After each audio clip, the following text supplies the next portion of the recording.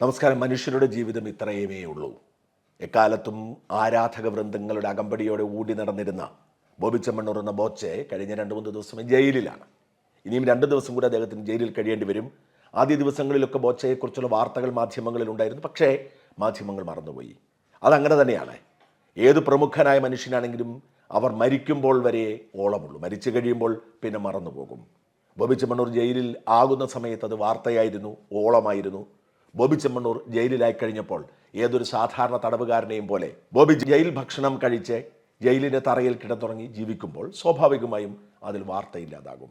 ബോബി ചെമ്മണ്ണൂർ അകത്ത് കഴിയുമ്പോൾ ബോബി ചെമ്മണ്ണൂർ ജീവനക്കാരെല്ലാം കൂടി ഒരുമിച്ച് ചേർന്ന് ബോച്ചെ ബോച്ചെ ബോച്ചെ എന്ന് പറഞ്ഞൊരു റീൽസൊക്കെ ഇറക്കിയിട്ടുണ്ട്. ഒരുപാട് ജീവനക്കാരുണ്ട്, ഒരുപാട് ഏജന്റുമാരുണ്ട്. അവർ സ്വാഭാവികമായി അത് ഇറക്കണം. അങ്ങനെ പോകുന്നു. ബോബി ചെമ്മണ്ണൂറിനോട് അന്യായമായി പോയി കാട്ടിയത് എന്ന് വിശ്വസിക്കുന്നവരുടെ എണ്ണം കൂടി വരുന്നുമുണ്ട്. കാരണം ബോബി ചെമ്മണ്ണൂർ ചെയ്തത് കുറ്റകൃത്യം തന്നെയാണ്. ഒരു സംഭവം മാത്രമല്ല, തുടർച്ചയായി അവഹേളിക്കുകയായിരുന്നു. അതുകൊണ്ട് ബോബി ചെമ്മണ്ണൂർ ശിക്ഷിക്കപ്പെടണം. എന്നാൽ ബോബി ചെമ്മണ്ണൂരിനേക്കാൾ മോശമായി സ്ത്രീകളോട് പെരുമാറിയിട്ടുള്ള CPM നേതാക്കൾ വിജയരാഘവനടക്കം MM മണി അടക്കമുള്ളവർ ഒരിക്കൽ പോലും ശിക്ഷിക്കപ്പെട്ടിട്ടില്ല. അതുപോലെ കള്ളന്മാരും പിടിച്ചുപറിക്കാരും കൊലപാതകികളുമൊക്കെ സുഖമായി ജീവിക്കുമ്പോൾ ബോബി ചെമ്മണ്ണൂർ മാത്രം ശിക്ഷിക്കപ്പെടുന്നത് ഉചിതമാണോ എന്ന ചോദ്യം ന്യായമായി പല സാമൂഹിക മേഖലകളിൽ നിന്നും ഉയരുന്നുണ്ട്.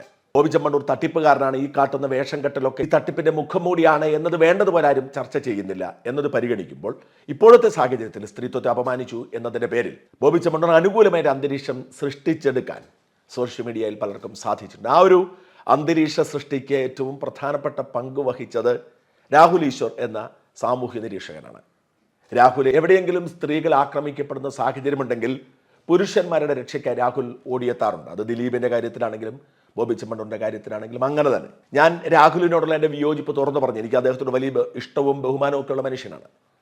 പ്രത്യേകിച്ച് അയ്യപ്പസ്വാമിയോടുള്ള അദ്ദേഹത്തിൻ്റെ ഒരു കടപ്പാടും കൂറും കൊണ്ട് ആ രാഹുൽ ഈശ്വറിനോട് കടുത്ത വിയോജിപ്പുണ്ട്. രാഹുൽ ഈശ്വർ ഈ വിഷയത്തിൽ ഹണി റോസിനെ പരിഹസിച്ചുകൊണ്ട് അപമാനിച്ചുകൊണ്ട് ബോബി ചെമ്മണ്ണൂരിനെ സംരക്ഷിച്ച് രംഗത്ത് വന്നതിനോട് എനിക്ക് വിയോജിപ്പുണ്ട്. പക്ഷേ അതിൻ്റെ പേരിൽ കേസെടുക്കാൻ മാത്രമുണ്ടോ എന്ന കാര്യത്തിൽ എനിക്ക് തർക്കമുണ്ട്. രാഹുൽ ഈശ്വർ അയാളുടെ നിലപാട് ഞാൻ വിയോജിക്കുന്നു. അയാൾ പുരുഷന്മാർക്ക് വേണ്ടി സ്ത്രീകളെ തള്ളിപ്പറയുന്നു. ഇത് മാത്രമല്ല, രാഹുൽ ഈശ്വറിൻ്റെ നിലപാട് ഹണി റോസ് സൃഷ്ടിച്ചെടുത്ത സാമൂഹ്യ അന്തരീക്ഷത്തിനെ ദോഷമുണ്ടാക്കിയിട്ടുണ്ട്. പ്രത്യേകം നമ്മൾ ശ്രദ്ധിക്കേണ്ട കാര്യം ഹണി റോസ് ആണ് എന്നതൊരു പ്രധാന ഘടകമായി മാറി. ഹണി റോസിൻ്റെ വസ്ത്രധാരണവും ഹണി റോസിൻ്റെ വരുമാന മാർഗവും ഇക്കാലത്തും വിവാദമാണ്. അതുകൊണ്ട് തന്നെ ഹണി റോസിനോട് വിയോജിപ്പുള്ള സദാചാരവാദികളേറെയാണ്. ഈ സദാചാരവാദികളെല്ലാം ബോബി ചെമ്മണ്ണൂരിൻ്റെ കൂടിയാണ് ഇപ്പോൾ ഉള്ളത്. ബോബി ചെമ്മണ്ണൂർ പറഞ്ഞത് വൃത്തികെട്ട തമാശയാണ് എന്നത് അംഗീകരിക്കുമ്പോഴും ഈ ബോബി ചെമ്മണ്ണൂരിനും രാഹുൽ ഈശ്വറിനും വലിയ പിന്തുണ ഉണ്ടായി വരുന്നത് വളരെ ശ്രദ്ധേയമായ കാര്യമാണ്. രാഹുൽ ഈശ്വറിനോട് നമുക്ക് വിയോജിക്കാം, അദ്ദേഹത്തിൻ്റെ നിലപാട് തെറ്റാണെന്ന് പറയാം.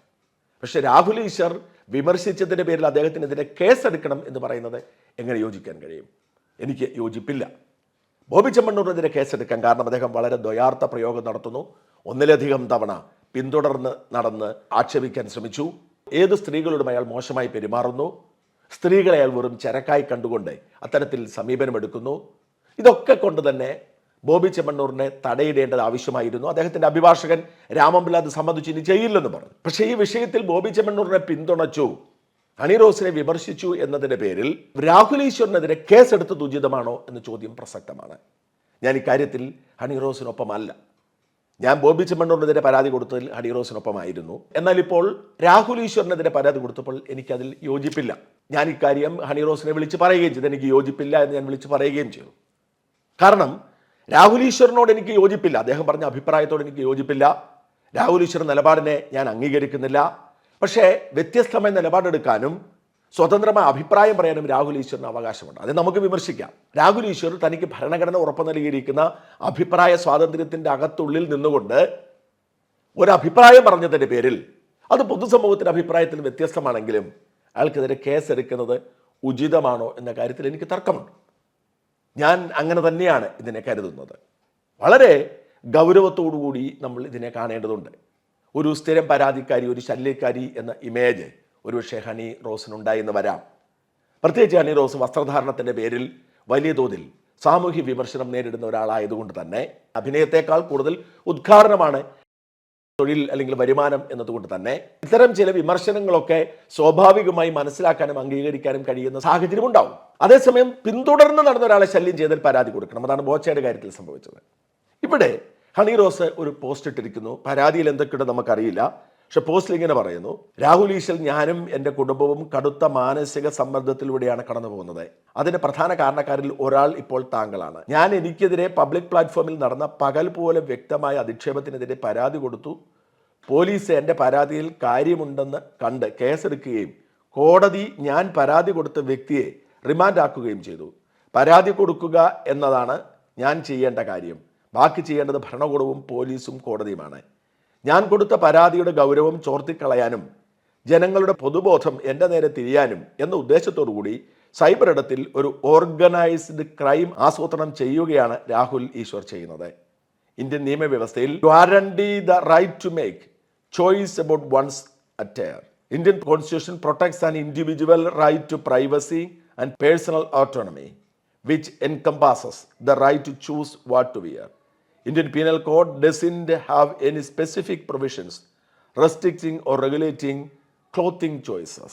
ഇങ്ങനെയാണെന്നിരിക്കെ തുടർച്ചയായി മാധ്യമങ്ങളിലൂടെ എനിക്കെതിരെ, എൻ്റെ മൗലികാവകാശങ്ങൾക്കെതിരെ നിയന്ത്രണം ഏർപ്പെടുത്താനും എനിക്കെതിരെ ഒരു പൊതുബോധം സൃഷ്ടിച്ച് എന്നെ ആക്രമിക്കാനും താങ്കൾ കഴിഞ്ഞ ദിവസങ്ങളിലായി നടത്തുന്ന ശ്രമഫലമായി എനിക്കെതിരെ വരുന്ന, എൻ്റെ തൊഴിലിന് നേരെ വരുന്ന ഭീഷണികൾ, തൊഴിൽ നിഷേധ ഭീഷണികൾ, അപായ ഭീഷണികൾ, അശ്ലീല ദ്വയാർത്ഥ അപമാനക്കുറിപ്പുകൾ തുടങ്ങിയവ എല്ലാ സൈബർ ബുള്ളിങ്ങിനും പ്രധാന കാരണക്കാരൻ താങ്കളാണ്.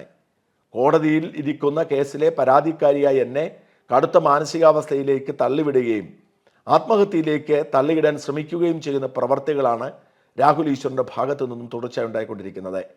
രാഹുൽ ഈശ്വറിനെ പോലെ ഉള്ളവരുടെ ഇത്തരം ഓർഗനൈസ്ഡ് ക്രൈം ഓപ്പറേഷൻ കാരണം ഇത്തരം അവസ്ഥയിൽ പെട്ടുപോകുന്ന സ്ത്രീകൾ പരാതിയുമായി മുന്നോട്ട് വരാൻ മടിക്കും. അത്തരം നടപടികളാണ് തുടർച്ചയായി രാഹുൽ ഈശ്വർ എല്ലാ സ്ത്രീകളായ പരാതിക്കാരോടും കാട്ടുന്നത്. താങ്കളും താങ്കൾ പിന്തുണയ്ക്കുന്ന, ഞാൻ പരാതി കൊടുത്ത വ്യക്തിയുടെ PR ഏജൻസികളും എനിക്കെതിരെ നടത്തുന്ന ഈ ഓർഗനൈസ്ഡ് ക്രൈമിൻ്റെ ഭാഗമാണ്.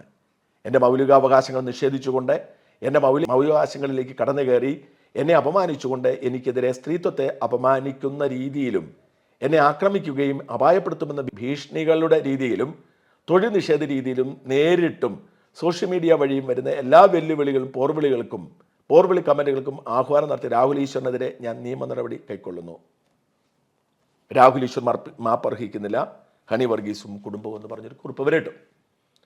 എന്നിട്ട് ഇവർ രാഹുൽ ഈശ്വറിനെതിരെ ഒരു പരാതി ഓൺലൈൻ വഴി കൊടുക്കുകയും എറണാകുളം സെൻട്രൽ പോലീസ് സ്റ്റേഷനിൽ നേരിട്ട് ഹാജരായി പരാതി കൊടുക്കുകയും ചെയ്തു. സിനിമാ പ്രവർത്തകനായ സലിം ഇന്ത്യ മറ്റൊരു പരാതിയും കൊടുത്തിട്ടുണ്ട്.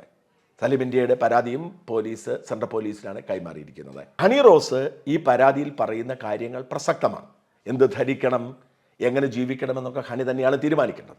എന്നാൽ ഹണിയുടെ വസ്ത്രധാരണത്തെ വിമർശിക്കരുതേ എന്ന് ഭരണഘടനയിൽ ഒരിടത്തുമില്ല. ഹണിക്ക് എന്ത് ധരിക്കാൻ അവകാശമുള്ളതുപോലെ തന്നെ വസ്ത്രധാരണത്തെ വിമർശിക്കാൻ മറ്റുള്ളവർക്കും അവകാശമുണ്ട്. രാഹുൽ ഈശ്വർ അതാണ് ചെയ്യുന്നത്. നമ്മൾ അതിനോട് വിയോജിക്കുന്നു.